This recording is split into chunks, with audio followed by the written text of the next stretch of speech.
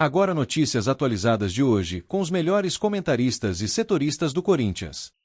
Boas notícias, né? Começando a semana, quarta-feira, 7h30 da noite, o Corinthians encara o Fluminense. Olha, o Fluminense, cara, tá numa toada aí com o Renato Gaúcho. Chegou lá, 3 vitórias consecutivas.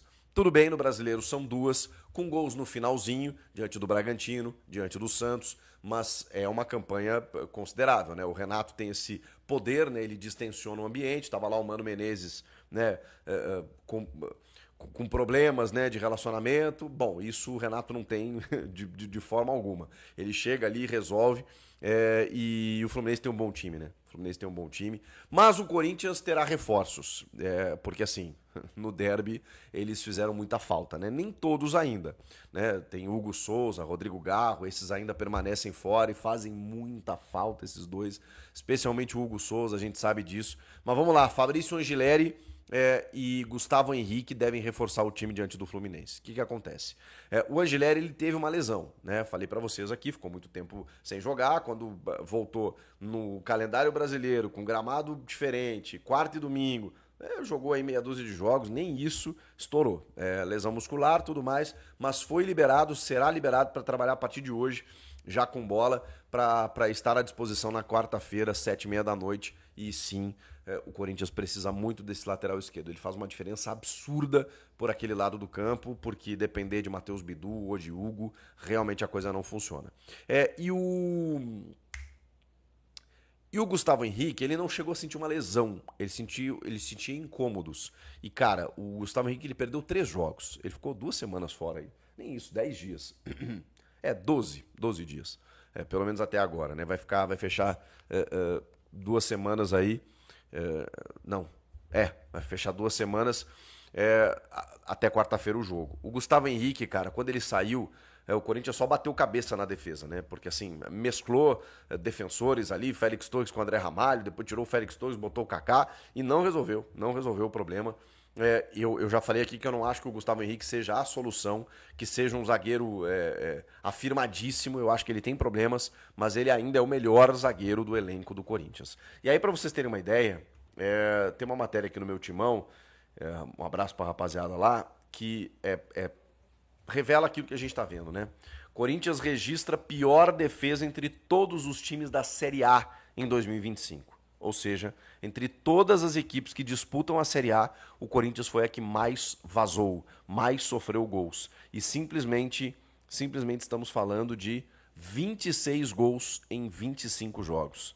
26 gols em 25 jogos. É uma média de mais de um gol por partida. O Corinthians não passa uma partida sem tomar gol. Às vezes passa, né? É que na média essa é a sensação que a gente tem. Então, me parece muito claro de que há um problema defensivo que precisa ser corrigido se o Corinthians quiser pensar em alguma coisa nessa temporada, beleza? Mas ok, volta o Angileri, volta o Gustavo Henrique. E aí tem que ver qual será o parceiro do Gustavo Henrique, né? Acho que isso também não está confirmado, porque, né, nenhum deles está jogando bem. Nem o André Ramalho, nem o Félix Torres, nem o Kaká. O João Pedro Tchoca foi arquivado, então será Gustavo Henrique mais um, que a gente vai descobrir mais próximo da hora do jogo. O Angileri entra na esquerda, tudo mais. Como eu falei, o resto segue sendo desfalque, com exceção do Coronado, que ainda é dúvida. Porque, cara, eu acho que foi o Vessone que fez um desabafo assim, né? Poxa, o Coronado, quando a gente espera que ele vá dar conta do recado, que ele vá substituir o Rodrigo Garro, que ele vai ter uma sequência, o cara sente um trauma no ombro, uma pancada no ombro, passa a semana inteira no CT e não vai pro jogo contra o Palmeiras. E agora, de novo, não dá pra confirmar ele diante do Flu, por conta de um trauma no ombro. Que trauma é esse no ombro? Deslocou, tirou do lugar, tem como resolver, é só dor. Porra. Não dava pra jogar contra o Palmeiras, não dá para jogar contra o Fluminense. E aí a gente fica esperando pelo Coronado, né, pelo investimento que é feito nele, pela bola que ele joga, inclusive, que é dito por todos os jogadores do elenco. Já falei pra vocês, eu falo com caras do Corinthians e aí pergunto, né, como é que é o Carrilho, não sei o quê, o Coronado. Todos eles falam assim, irmão, que o Coronado joga. Mas e aí? E no jogo? Por que não tá acontecendo no jogo? Então, assim, é uma pena que ele ainda, hoje, a gente não possa saber se o Coronado pode ser cotado, se dá para contar com ele ou não, porque, enfim, não dá para saber. O fato é, Angileri e Gustavo Henrique estão retornando.